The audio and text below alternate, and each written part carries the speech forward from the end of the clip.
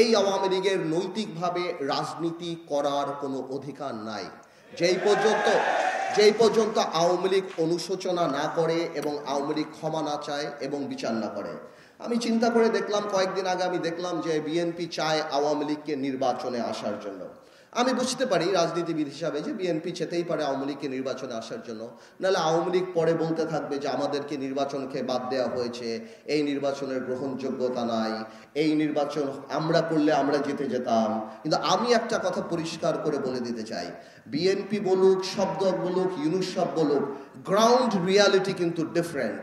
যেখানে আমার ভাইদের যেই ডিস্ট্রিক্টে যেই গ্রামে 15 তারিখ 5 অগস্টে বা এই 17 বছরের রক্ত ঝরেছে, আমার ভাইদের লাশ গিয়েছে, ওইসব জায়গায় আওয়ামী লীগের ক্যান্ডিডেটেরা যা ভোট চাওয়ার মুখ রাখে না, তাদেরকে কেউ ভোট যেতে দিবে না। গ্রাউন্ড রিয়ালিটি আলাদা। বিচার না হওয়া পর্যন্ত আওয়ামী লীগকে বাংলাদেশের মানুষরা ঘর থেকে বের হতে দিবে না রাজনীতি করার জন্য।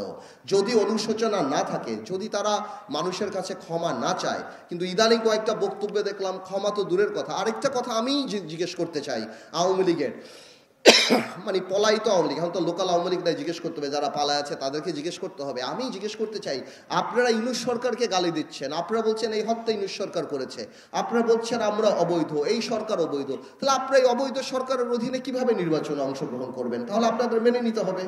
তো আমি মনে করি যে বিএনপি হয়তো ছাড় দিতে চায় আওয়ামী লীগকে নির্বাচনে আসুক, বা নৈতিকভাবে আমি মনে করি না আওয়ামী লীগের নির্বাচন করার কোনো সুযোগ আছে। এবং আওয়ামী লীগের মতো দলকে, যারা গণহত্যায় বিশ্বাস করে, যাদের কোনো রাজনৈতিক অস্তিত্ব নাই, যারা ক্ষমতায় যাওয়ার জন্য সব কিছু করতে রাজি, সেই ধরনের দলকে বাতিল নিষিদ্ধ করার জন্য আমি মনে করি সংবিধানের প্রভিশন থাকা উচিত। এটা আমার কথা না, জার্মানি কনস্টিটিউশন আর্টিকেল 21 এটা আছে, that if a political party loses its integrity, its character, বাংলাদেশে যদি যে রাজনৈতিক দলের ক্যারেক্টারিস্টিক হারিয়ে ফেলবে, যেই রাজনৈতিক দল গণহত্যায় চলে যাবে, মানুষ হত্যায় চলে যাবে, এবং রাজনৈতিক দল যারা মানুষের কথা বলবে কিন্তু কথা না বলে যেখানে মানুষকে হত্যা করবে, আমি মনে করি এই ধরনের রাজনৈতিক দলকে নিষিদ্ধ করেন না করেন পর কথা, কিন্তু নিষিদ্ধ করার প্রভিশন সংবিধানে রাখতে হবে। না হলে এরা আবার করে সামনেও আবার এই ধরনের রাজনৈতিক দল সামনে চলে আসবে।